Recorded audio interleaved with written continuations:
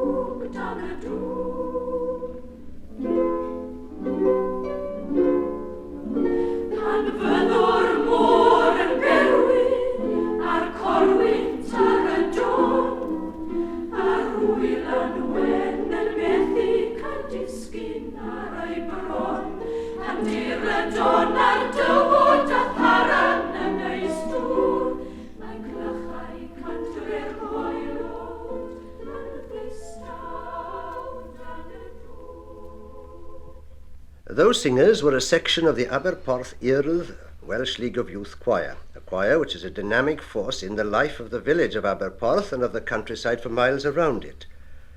However, more of that later. First of all, I want to tell you what set us off on our itinerary.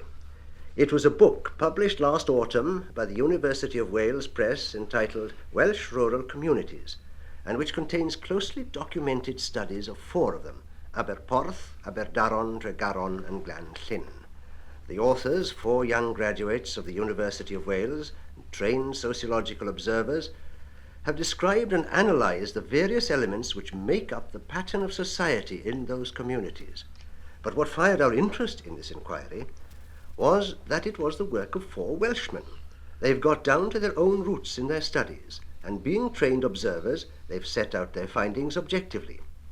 Well, now, neither Griffith Jones nor I claim to be sociological experts, so I must warn you not to expect a detailed social documentary of these four rural communities.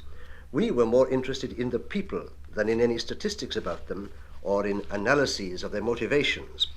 We simply held the book up to the villagers as a kind of mirror and invited them to look at their own reflections and to give us their own picture of themselves and of life in their own community today.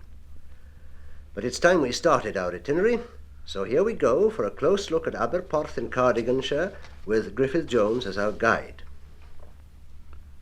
It's an idyllic coastal village, still unspoilt, and that despite the intrusion of modern development, particularly a large government research installation, which is mysteriously referred to as the establishment, peth, the thing. The old village grew around the lovely beaches, in the lee of the headlands. Some of its old world cottages still survive. The new village has been built on the higher ground, standing a little apart. Villas, bungalows, council houses of this modern age. The green countryside around the village is chiefly under pasture, with rough grazing on the open land above the cliffs and the upper slopes of the valleys. The oldest craft of mankind, farming, was here long before the village itself, of course. And to this day the farmers consider themselves to be something of a race apart, distinct from the seaside villagers. In the book we read that there was in the past a great deal of movement in this countryside. I asked Emrys Jones, a farming expert and the son of a farmer, to give us a close-up picture of this countryside today.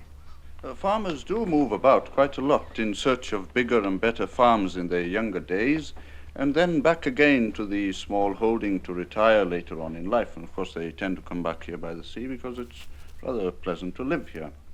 The farmers' sons, they hardly move away from the land. It's now an area of small farms, and with the intensive system of farming you require more labor per acre of land, and consequently there is plenty of work for the relatively small families of today.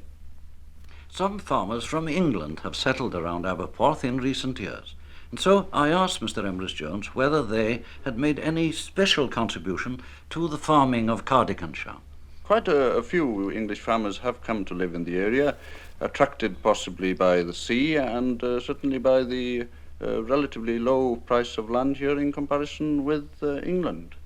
I would say that he is much more ready than the Welsh farmer to speculate, to sink capital in equipment, improve his buildings, and to improve and modernize the farmhouse. The Cardi, on the other hand, must know precisely what he is going to get in return for every penny that he spends before he's actually spent it.